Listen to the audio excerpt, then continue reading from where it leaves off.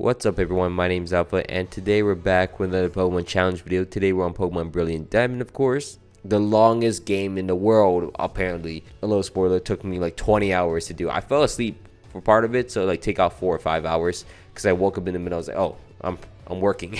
Today we're on Pokemon Brilliant Diamond and today's challenge will be, can we beat Pokemon Brilliant Diamond a hardcore Nuzlocke with only grass type Pokemon?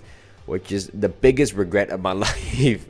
I'll tell you why in a second. But you guys do know Nuzlocke by now. You know, I don't have to hold your hands to do it. Hardcore Nuzlocke is just a harder Nuzlocke. You just can't use items inside a battle. You also can't switch out, so I have to play on set mode. And there is a level cap, as you can see on the bottom left. If I ever pass that level cap for any of my Pokemon, that Pokemon is unusable until I beat that gym to increase the level cap. It doesn't mean I failed the challenge. Don't get that twisted. Outside of that, I want to say thank you so much for leaving a comment in the previous challenge video. Leave some nicknames there. Leave some nicknames in my Discord. Leave some nicknames on Twitter. I see the Twitter ones more often. That's why I choose the same person over and over because they show me on Twitter. I'm asking for more Twitter interactions. And as well, I hope you guys all had a great holiday. Happy holidays if you guys do celebrate it. And it's almost New Year. So, you know what? 2022 is coming, guys. And also, if you guys can, please leave a like. It really helps my channel. Subscribe if you guys are not, and comment down below some challenge videos. I know I'm asking for a lot, but you know what? Fuck it. Completely off course right now. Still in holiday mood. These are the names I picked out for my Pokemon on this challenge video. If you guys want to be nicknamed after a Pokemon in my future challenge videos, just drop in comments and hopefully I'll pick yours. Like, subscribe, all that stuff. Let's get into the challenge video. Obviously, we have to play on set mode, rearrange the settings and everything. The first level cap is level 14, so once we get our Turtwig, oh, spoiler, we do get Turtwig as our grass starter, so we should be fine with that. I did not know how boring Turtwig is to play with at the start. I was like, oh my god, I should have just done Chimchar. I should have done fire types only and done 3 Pokemon at max. I think that's how many fire types you can actually get. No, I think there's 4 technically. Whenever we get around to doing a fire hardcore Nuzlocke, that's gonna be our team, so look out for that in the coming weeks because I want to do all the starters, you know, fire, water, and grass.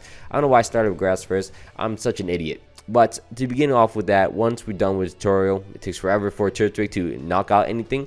We're gonna be able to catch our first Pokemon, which is gonna be a baby Pokemon. It's gonna be a Budew.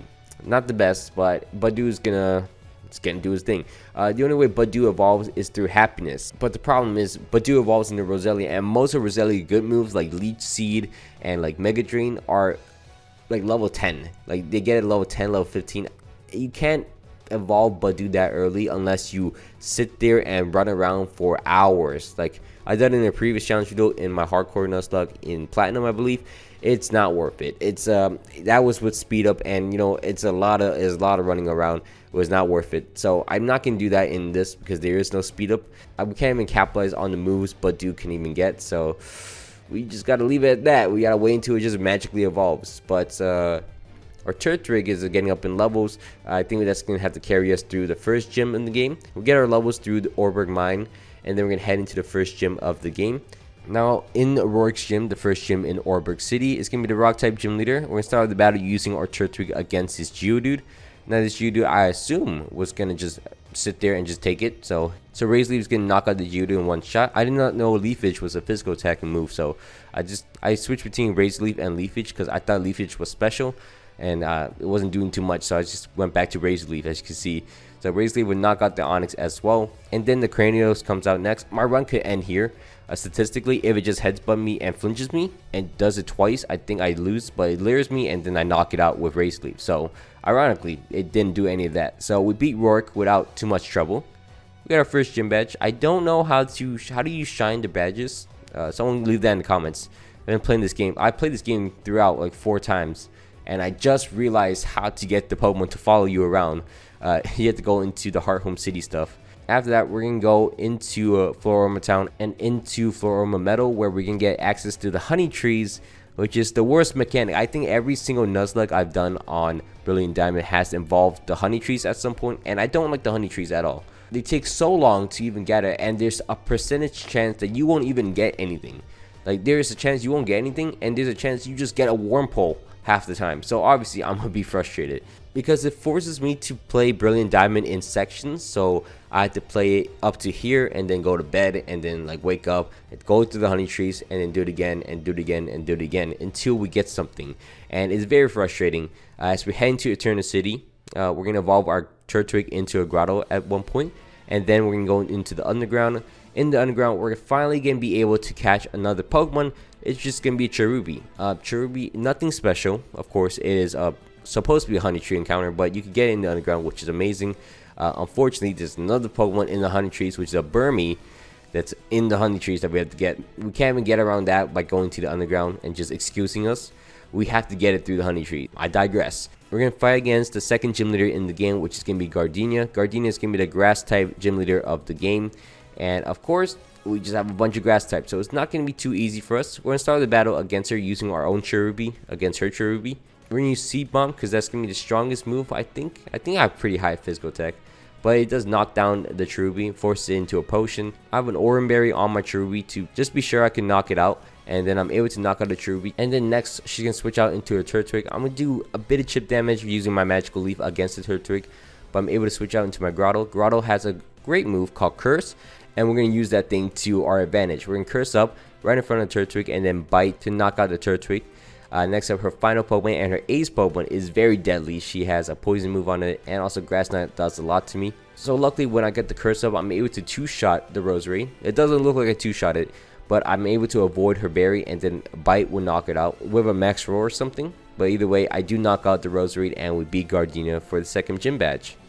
Now from there, we're going to skip through everything because we have to put more Honey Trees. We beat Jupiter, and then we're going to face off against Barry. Now, Barry gets more complicated as we go on because you can have Staraptor and everything, but all we're going to do is try to use Curse Up in front of the Staraptor, or Starly in this case, and we're going to Curse Up, and then we're going to knock out the rest of our Pokemon. Actually, I think it's harder now in the beginning stages than the later stages, because the later stages, I could Leech Seed, and then I could Curse Up, and then get my HP back, and then Earthquake will one-shot the Infernape for sure. So in this situation, I only have Razor Leaf as a move to knock out the Monferno, so it's actually more difficult now.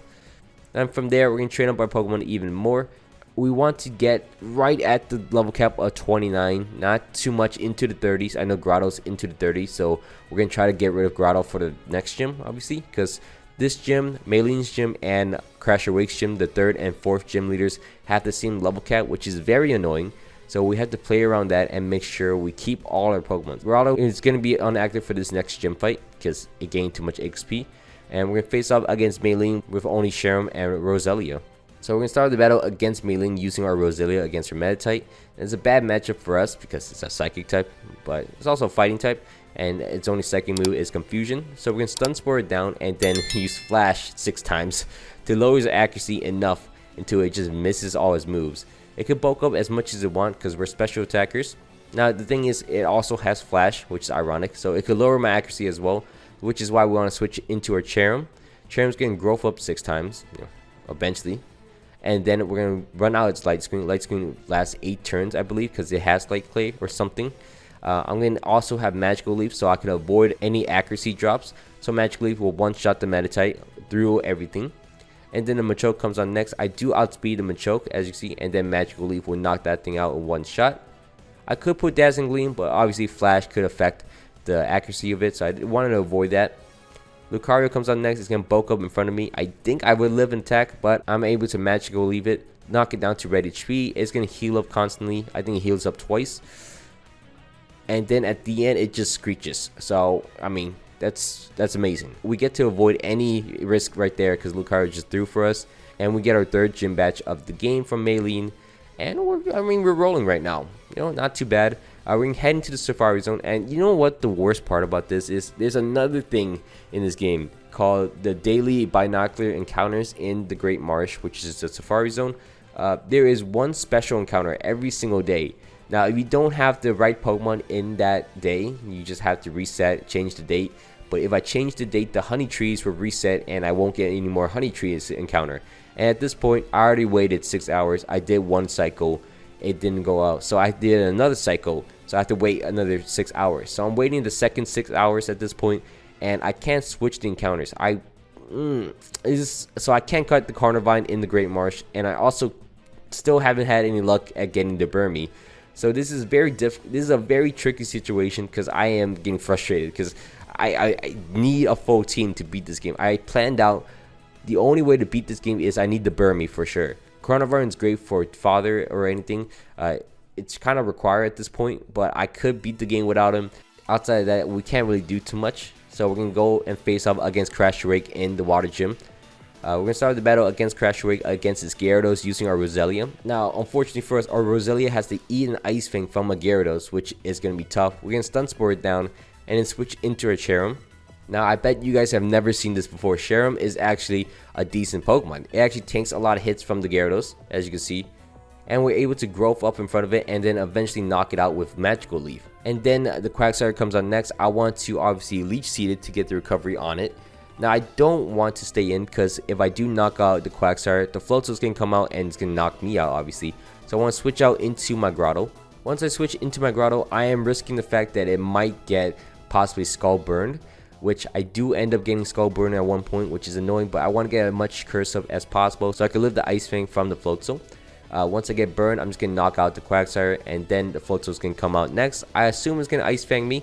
It actually bite me for no reason. So I Mega Drain because I assume I could live it and get around to Overgrowth area where my Razor Leaf in the second turn possibly can knock him out. But Mega Drain does a lot, and then I just followed up with a Razor Leaf, which will knock out the Floatzel and avoid any damage. I also put a Citrus Berry because I was really afraid my Grotto was going to go down. But Floatzel dies, and we don't lose a single Pokemon to Crash or Wake. So we're done with the very strict level cap of 30 right now, and we can move on from there. We're going to move on into this area, of course. We're going to get a Torterra, we're going to Earthquake on him, Leech Seed, all the good stuff. Keep Curse, and we're going to beat down the Grotto, ironically. Now, our team is still looking a bit desperate. We still can't really beat Bug types. As you can see, this Mothim really puts me into a lot of struggles. So, I mean, obviously our team is not that great. It would have been better if I was able to use any other Pokemon. But, obviously, the Honey Trees and the Great Marsh, it might come off that I'm very complaining. But I am very complaining. This run was ruined by RNG by so many accounts. I'm so mad that the Honey Trees didn't give me anything, and neither did the Great Marsh because I couldn't change the date. So from there, we're going to face off against Fantina in Hearthome City. She's going to be the 5th gym of the game, I believe. And we're going to start the battle against her using our Roselia. Now, Roselia, we got the Shadow Ball on it. It should be great. As I started the battle against the Drifloon with my Roselia, it's going to Strength Sap me to start off. So, alright. I'm going to Shadow Ball it and then Stun Spore it to follow up. And then I'm going to Growth in front of it, take a Willow, which is fine. I can knock it out using a Shadow Ball. And then next up, she can switch into her Gengar next. Gengar is going to be pretty threatening, but luckily enough, it does not knock me out with any move it has. Sludge Bomb, I survive. Shadow Ball will knock it out. I get Cursed Body, which is fine, and I knock out the Gengar. As the next Pokemon will be a Miss Magus, it's going to be a little tougher. I'm going to switch out into my Cherim, because Cherim does have Leech Seed, and it's pretty tanky. It's going to take the Phantom Force amazingly, but unfortunately, the Dazzling Gleam will kind of hurt as I finally land the Leech Seed onto it so I can regain some HP, switch it into my Torterra. Torterra is a big tank, as you can see, it would take any move. Razor Leaf does not do a lot of damage, but I'm eventually able to knock it down to red HP. It doesn't want to heal up for some reason, it's going to Dazzling Gleam me, and I survive against him. So we end up beating Fantina very easily, as you can see. Surprisingly, our Roselia gets that far. I thought I was going to have to play around Fly or something. Maybe we had to lose a Pokemon at this point, but we actually end up pretty well. And then we're going to head into Candlelight City because there's nothing else to do. We have access to Surf now, so we're going to face off against Candlelight City's gym leader. So we head into Byron's fight, and Byron is a bit tricky. I was going to go into Iron Islands. I did not go to Iron Islands because I think Torterra was going to be alright in this fight. So we're going to start the battle using our Roselia against him, and then we're going to Stun Spore the Bronzong to start off with. And then we're going to switch out into our Torterra, of course, to Leech Seed down the Bronzor and get some curses off. Obviously, if Confuse Ray hits me, my defense is up too, so it wouldn't affect me too much. The Leech Seed gives me recovery, so I should be fine and free to get all the curses I want. Eventually, I'm going to Razor Leaf down the Bronzor. He lives a +6 curse up, and then another one will knock him out, of course. Steelix comes out next. I survive any hits he wants to do. Earthquake, he has Sturdy. It's kind of annoying, but he can recover up. Razor Leaf into an Earthquake will knock out the Steelix. And finally, his last Pokemon will be a Bastiodon. I take a Flash Cannon. Lowers my special defense, but it should be fine as I'm going to Earthquake and knock out the Bastiodon. And we secure the 6th gym badge of the game. It's pretty nice for us as we head towards Iron Islands now. Once we clear through Iron Islands, not losing a single Pokemon, we're going to store the egg and get the Shiny Stone and evolve our Roselia. Now, unfortunately, This is my third cycle actually. I've taken 3 times to go through the honey trees, and I have still not found a Burmy in any of these honey trees. So I've done the first cycle after Gardenia, the second cycle after Maylene, and then the third cycle right now after Byron, and not a single Burmy. I could not find Burmy at all. And it was only a chance that I get the right Burmy. I need to get a female Burmy to begin with, so did not even get that at all. I got a Heracross at the very least, but no Burmies. So that means, well, the run is basically over because I couldn't get the Burmy at all. But we're going to try to press on as best as we can. We're going to head into Mount Coronet and then head into the snow routes of the game. Near Snowpoint City, the bare minimum, we get another Pokemon in Snover. So we could collect Snover as our 4th Pokemon in the game. I didn't even want Carnivine at this point. I just want to see what Snover can do. And Snover became a really good carry. We put in some new moves on it and made it pretty usable. We put Swords Dance on it. It learns Ice Punch on its own. And it has Ice Shard to begin with. With the Icicle Plate, I think it would do a lot of damage. So we're going to head into the gym fight against Candace, the 7th gym leader of the game. And we're going to start with the battle against Candace using our Abomasnow, obviously. Now Abomasnow is going to carry pretty hard. As we're going to get +6 with Swords Dance with our Abomasnow. We're going to take a lot of hits from the Snover on the opposing team. But we should be fine since we have Icicle Plate, Ice Boosted, Neutral Damaging Ice Punch, knock out the Snover, and then the Medicham, the biggest threat I've seen. I think Ice Shard will one-shot it with +6, of course, and I think that's an overkill. Medicham goes down, Sneasel comes out next. I'm able to Razor Leaf it and knock it out as well. And finally, her own Abomasnow will take an Ice Punch to the face and go down. That's 7 gyms down. Luckily for us, Abomasnow is actually giving me the hard carry as we go through the Team Galactic headquarters and also the Team Galactic boss fights. Just sweeping through them with my Abomasnow. Abomasnow is such a good Pokemon. I actually really like it. I'm proud that I get to use it on my team for this one. And then finally head into the peak of Mount Coronet where we're going to face off against Mars and Jupiter. Luckily for us, this battle isn't too hard. We're going to Leech Seed down both of their team and then switch in between our Pokemon, eventually ending up on our Roserade, and we're going to knock out the Golbat. And that's how we beat Mars and Jupiter. I mean, pretty simple, straight up. And now, unfortunately though, we got to face off against Cyrus directly right after. We can't even adjust our Pokemon. So we're going to start the fight against Cyrus using our Torterra against him. Now he's going to start with a Honchkrow. I want to Leech Seed him to get recovery. He's going to Air Cutter crit me to begin off. So another one would knock me out. So I want to switch into my specially defensive tank, quote unquote. But I switch onto my Roserade to get a Stun Spore on it. It's going to Air Cutter, almost knock me out. And it gets a second crit. I'm like, oh my god. So I decided to use Stun Spore, trying to get it paralyzed. Maybe I'll get paralyzed. Night Slash will knock me out with a crit as well. So my first death comes in at the Cyrus fight at Spirit Pillar. That's my first death. I switch out into my Abomasnow. My Abomasnow is able to live a crit Steel Wing, which is so bad. I could have got 2, maybe 2. I could have got 2 Swords Dance up and maybe saved the run, but I'm able to Ice Shard, knock out the Honchkrow at the very least. And then he's going to switch out to his Crobat, which lives somehow with an Ice Shard. +2 Ice Shard does not knock him out with an Icicle Plate, which is so annoying. I don't know how that works. So Crobat knocks out my Abomasnow. That's 2 KOs. I switch into my Cherrim. Cherrim's not able to do anything. Look, it's going to Leech Seed. It's going to Magical Leaf. It's not going to do anything here. I actually stall it down to low HP, but it's going to eventually knock out my Cherrim.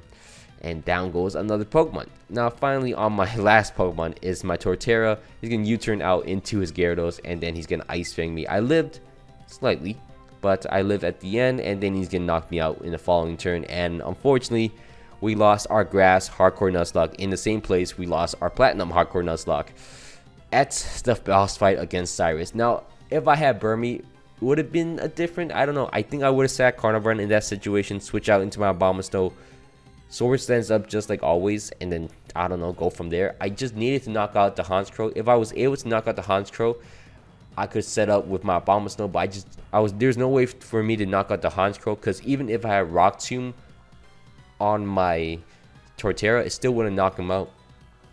So I don't know. Maybe I should have knocked it out in the first turn, but then when my Abomasnow went in, but I don't know. It's still the Crobat so dangerous in the back. But anyways, I want to say thank you so much for watching all the way to the end. I hope you guys all enjoyed this video. If you guys can, please don't forget to leave a like, comment down below some challenge ideas just like this one, and subscribe to support the channel.